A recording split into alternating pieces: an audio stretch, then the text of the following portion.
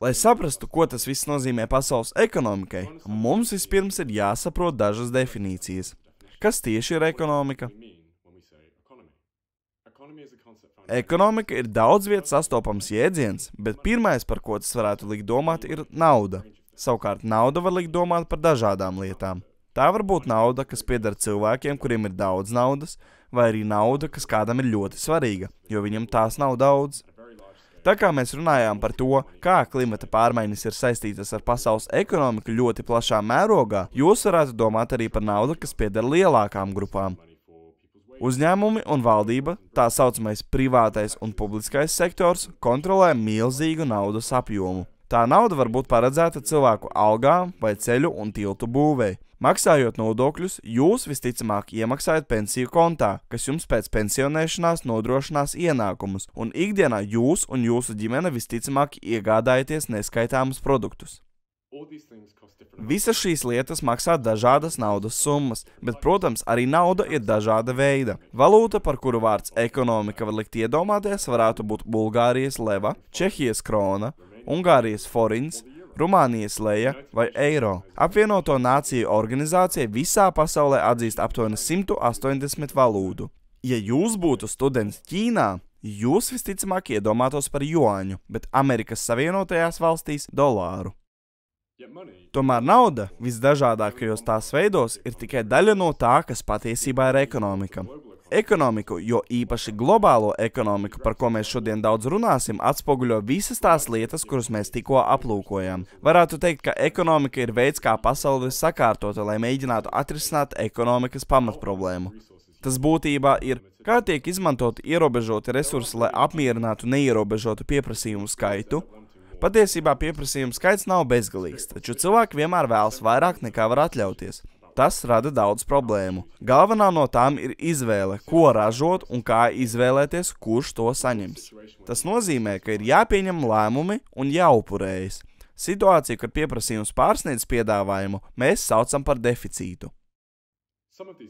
Dažas no šīm idejām var šķist acīm redzamas, taču deficīta jēdziens ir pavisam jauns. Vārds ekonomika ir cēlies no sengrieķu valodas vārda oikonomija, kas nozīmē saimniecības uzturēšana, bet tā lietojums mūsdienās, resursu sadalījums valsts vai starptautiskajā ražošanā ir radies 18. gadsimtā. Par pirmo moderno ekonomistu tiek uzskatīts skotu filozofs Ādams Smits, un viņa grāmata Tautu bagātība ir klasisks ekonomikas teorijas darbs. Smita darbam bija liela nozīme. No nelieliem novērojumiem par to, kā vislabāk izgatavot metāla piespraudes, viņš palīdzēja aizsākt industriālo revolūciju un gadsimtiem ilgas sociālās pārmaiņas, kādas vēsturē vēl nav pieredzētas. Tas mūs atgriež tagadnē. Domāt par industriālo revolūciju tikai ar skaitļu palīdzību ir pārāk vienkāršoti, tomēr tie palīdz izskaidrot tās ietekmi. 200 gadu laikā pasaules iekšzemes koprodukts ir pieaudzis no aptuveni 1 triljona ASV dolāru līdz vairāk nekā 108 triljoniem dolāru. Iekšzemes koprodukts ir visa ekonomikā saražotā kopējā vērtība. 78% no šīm izmaiņām ir notikušas vien pēdējo 70 gadu laikā. Šajā laikā ir strauji palielinājies pasaules iedzīvotāju skaits, bet iekšzemes koprodukts uz vienu iedzīvotāju, iekšzemes koprodukts, kas dalīts ar iedzīvotāju skaitu ekonomikā, joprojām ir 15 reizes lielāks nekā 19. gadsimta sākumā. Kā jau iepriekšējās nodarbībās runājām, nevienlīdzība pasaulē ir ārkārtīgi liela. Klimata krīze nozīmē, ka par turīgo valstu bezrūpību visā pasaulē, pat otrā pasaules malā, maksā nabadzīgākās valstis. Šīs pārmaiņas ir notikušas arī uz daudzu pirmiedzīvotāju un tradicionālo dzīvesveidu rēķina. Daudzi cilvēki nejūtas vairāk pārtikuši par saviem priekštečiem. Tas nenozīmē, ka nav panākts milzīgs progress. Kopš 1800. gada galējā nabadzība, visdziļākais trūkuma un ekonomiskās nestabilitātes līmenis ir samazinājusies straujāk nekā jebkad agrāk cilvēces vēsturē. Tas viss maksā dārgi. Šī cena ir klimata krīze. Iedomāsimies klimata krīzi kā sava veida parādu. Rūpnieciski attīstīto valstu bagātās valdības jau sen uzskata, ka ekonomiskā izaugsme ir ļoti labs ieguldījums savu valstu nākotnē, labākais ieguldījums. Šī ieguldījuma atdeve ir bijusi tik iespaidīga, ka gandrīz vienmēr ir bijis vieglāk nodarīt kaitējumu videi un pēc tam maksāt, lai novērstu lielāko kaitējumu. Parāda terminoloģijā to sauktu par apkalpošanu. Maksājumu veikšanu, lai sektu parāda procentus un maksas, taču maksājumi nesamazina faktisko naudas summu, kuru sākotnēji aizņēmāties. Šī stratēģija ir diezgan jauna. Gadu gaitā nebija gandrīz nekādu seku. Cilvēki vienkārši ignorēja vidē nodarīto kaitējumu. Liela daļa nodarītā kaitējuma līdz pat šai dienai tiek uzskatīta par likumīgu, vai vismaz tiesā reti, kad tiek pierādīts, ka tas ir nelikumīgs. Tagad parāds ir jāatmaksā. Klimata kaitējuma izmaksas ir kļuvušas acīm redzamas, un daudzas no tām, ja ne visas, var kļūt neatgriezeniskas. 1992. gadā notika Apvienoto Nāciju organizācijas konference par vidi un attīstību Rio de Janeiro samits, kurā pirmo reizi tika izstrādāta starptautiska sistēma klimata pārmaiņu novēršanai. Klimata krīze jau ir samilzusi. Tomēr liela daļa pasaules ekonomikas šķiet ir kārtībā, tā noteikti nav sabrukusi. Var šķist, ka tas liecina, ka pasaules ekonomika ir noturīga pret klimata pārmaiņām un ka cilvēku izraisītās klimata pārmaiņas, lai gan tās ir bīstamas, neapdraud tās radījušās nozares un praksi. Tomēr, kā noskaidrojam 9. nodarbībā, noturība pret klimata pārmaiņām bieži vien ir tieši atkarīga no ekonomiskās labklājības un no tā, kurā pasaules daļā dzīvojat. Tas nozīmē, ka klimata ietekme nebūs jūtama uzreiz, un tā vispirms apdraudēs sabiedrības ar vismazākajiem resursiem un visneaizsargātākajiem iedzīvotājiem. Tas vēl vairāk palielina pasaules ekonomikas sabrukuma risku.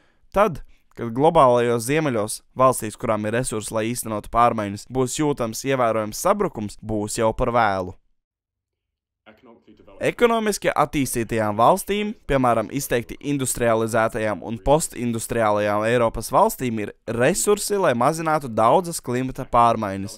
Tā kā laika gaitā nepieciešamība mazināt klimata pārmaiņu ietekmi palielināsies, ekonomiski attīstītās valstis, kas ir atkarīgas no lauksaimniecības un zemkopības, saskarsies ar ražošanas, pārtikas nodrošināšanas un dažu teritoriju dzīvotspējas problēmām, lai uzturētu cilvēku dzīvi. Klimata pārmaiņu seku mazināšana šīm jaunatīstības valstīm būs gan grūtāka, gan svarīgāka. Tikmēr attīstītās valstīs, lai gan tās klimata pārmaiņu mazināšanai izmanto arvien vairāk resursu, saskarsies ar līdzīgu krīzi, ja tās necīnīsies ar emisijām to izcelsmes vietā. Tas ir līdzīgi kā maksāt soda naudu par klimata pārmaiņu radīto kaitējumu, nevis rīkoties, lai to pilnībā novērstu. Klimata pārmaiņu seku mazināšana sadz klimata pārmaiņu radītās izmaksas, bet nerisina galveno problēmu un var novērst uzmanību no svarīgiem lēmumiem emisiju mazināšanai. Viena no acīm redzamākajām klimata pārmaiņu sekām ir vidējās temperatūras paaugstināšanās. Globālā migrācija, pārtikas trūkums, masveida izmiršana, vecāku gadagājumu cilvēku mirstības palielināšanās un svarīga nodarbinātības iespēja izzušana – tādi būs rezultāti. Arī jūras līmenis paaugstinās. Pilsētas visā pasaulē kļūst neaizsargātākas pret plūdiem, un daudzas lielākās megapilsētas varētu kļūt neapdzīvojamas. Zemienes, kas atrodas zemu virs jūras līmeņa, klās ūdens, iznīcinot resursus un teritoriju. Tiks apdraudētas būtiskas ekosistēmas, jo sālsūdens iekļūs lauksaimniecībā izmantotajās augsnēs un upēs, samazinot pārtikas krājumus un lauku ekonomiku. Okeāni un temperatūra tieši ietekmē laikapstākļus. Ekstremāli laikapstākļi no plūdiem līdz viesuļvētrām, no karstuma viļņiem līdz sausumam radīs spiedienu uz globālo tirdzniecību un riska pārvaldību. Smagi postījumi kļūs nopietnāki un grūtāk prognozējami, un tas radīs daudzas sekas. Mēs esam apsprieduši ekonomikas sabrukuma risku un ideju par risku ekonomikas izaugsmē. Vispārējais tirdzniecības, ceļošanas un dzīves riskantuma pieaugums noteiktos reģionos būs postošs pasaules ekonomikai. Valstīm un uzņēmumiem ir jāspēj pārvaldīt risku, lai tie varētu investēt un plānot nākotni. Ja klimats kļūs pārāk riskants, plānošana un ieguldījumi var nebūt iespējami. Šajā tēmā mēs esam pievērsušies minētai plānošanas idejai. Plānojot rūpnīcas noteiktā veidā, mēs piedzīvojam industriālo revolūciju, un plānošana, kas vērsta uz ekonomisko izaugsmi, radīja labklājību, ko esam piedzīvojuši kopš 1800. gada. Tā kā mums neizdevās atrast ilgtspējīgu ilgtermiņa izaugsmes plānu, mēs varētu sev pajautāt, vai ekonomiskā izaugsme ir ilgtspējīga? Galu galā izaugsme šķiet ir pret ilgtspējību. Industrializācija un lineārā ekonomika, paņem saražo izmet, ir novedusi pie gadiem ilgas un neilgtspējīgas ražošanas un patēriņa. Vairākumam cilvēku dzīves kvalitāte un dzīves līmenis ir daudz augstāks nekā pirms 2 gadsimtiem, taču mūsdienās attīstīto valstu dzīvesveids ir ļoti neilgtspējīgs. Tomēr izaugsme varētu būt arī mūsu izeja no šīs situācijas. Izaugsme finansē jaunu tehnoloģisko pētniecību, uzlabo ražošanas efektivitāti un palielina individuālo labklājību, tādējādi uzlabojot pārtikas nodrošinājumu, ekonomisko mobilitāti un noturību pret klimata pārmaiņām. Nemaz nerunājot par izmaksām, kas saistīts ar tik daudzu mūsu dzīves jomu maiņu un uzlabošanu. Ja mēs atteiksimies no izaugsmes, mēs nespēsim par visu samaksāt. Tātad, kam ir taisnība? Grūti pateikt. Daži cilvēki jau gadu desmitiem apšauba ilgtspējības izaugsmes ideju. Galu galā šī zaļā izaugsme joprojām ir līdzīga tradicionālajai ekonomiskai izaugsmei būtiskos veidos. Pastāv 2 galvenie pieņēmumi. Pirmais, ka izaugsme ir nepārtraukta. Mēs pieņemam, ka cilvēki vienmēr spēs piesaistīt jaunu kapitālu un resursus mūsu sabiedrībām un tādējādi nodrošināt pasaules ekonomikas izaugsmi. Un otrkārt, ka izaugsme ir eksponenciāla. Līdzīgi kā procenti bankas kontā, tā ir ideja, ka izaugsme laika gaitā palielinās. Piemēram, 2% gada pieauguma likme katru reizi nozīmē lielāku nominālo pieaugumu. Pasaulē, kurā ieguldījumi, personiskie uzkrājumi, IKP un kultūras priekšstati par labklājības palielināšanos balstās uz šādiem pieņēmumiem, to sabrukums varētu radīt nopietnas sekas. Pirmo reizi 1972. gadā publicētajā izaugsmes ierobežojumu ziņojumā tika apgalvots, ka šāda veida bezgalīga izaugsme nav iespējama. Sākotnējā ziņojumā, kas tapa Massachusettsas Tehnoloģiju institūta un Romas kluba sadarbībā, bija pieejami ļoti ierobežoti datori. Izaugsmes ierobežojumi pēdējo 50 gadu laikā ir vairāk kārt atjaunināti, bet to galvenais arguments nav mainījies. Saskaņā ar izaugsmes ierobežojumu modeli, ekonomiskā izaugsme reiz sasniegs maksimumu, jo mēs nonāksim punktā, kad pasaules ekonomikā vairs nevarēsim pievienot vairāk resursu, un tad sāksies strauja lejupslīde. Arī šajā gadījumā ir grūti pateikt, kādā situācijā mēs nonāksim. Ziņojuma autori skaidri norādīja, ka mēs nevaram zināt, kad tieši resursi izsīks, ņemot vērā, ka nezinām, kā nākamās paudzes vēlēsies tos izmantot. Kopš programmas World 3, ar kuras palīdzību tika veikti sākotnēji aprēķini, datori ir krietni attīstījušies, un pat 20. gadsimta 70. gados cilvēki bija skeptiski noskaņoti par tās darbību.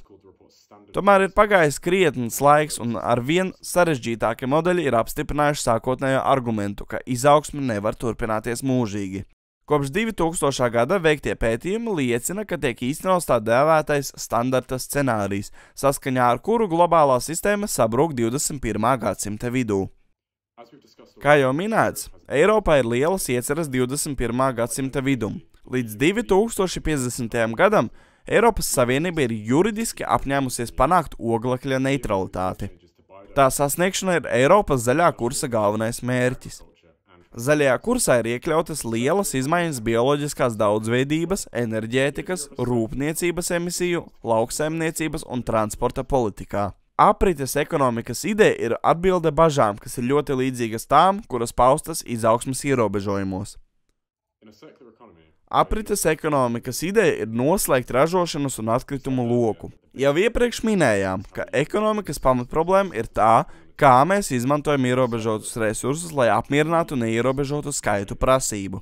Aprites ekonomikā mēs cenšamies izmantot resursus tikai tā, lai tos varētu pilnībā izmantot atkārtoti.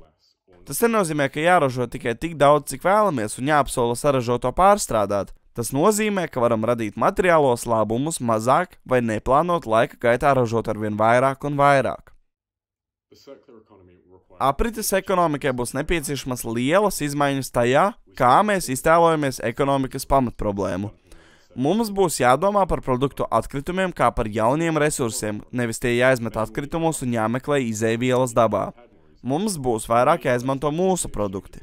Daudzi no tiem kalpos ilgāk, citus būs vieglāk labot. Produktiem jābūt viegli apmaināmiem, kā arī jābūt sistēmām to atkārtotai izplatīšanai.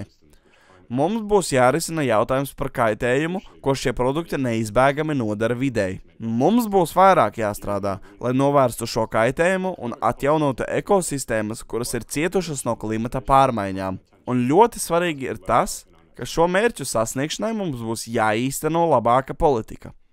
Eiropas zaļais kurs ir daļa no tā. Tomēr klimata politika ir globāls projekts, kas prasa sadarbību, inovācijas un pastāvīgu uzmanību. Par to mēs uzzināsim nākamajā nodarbībā.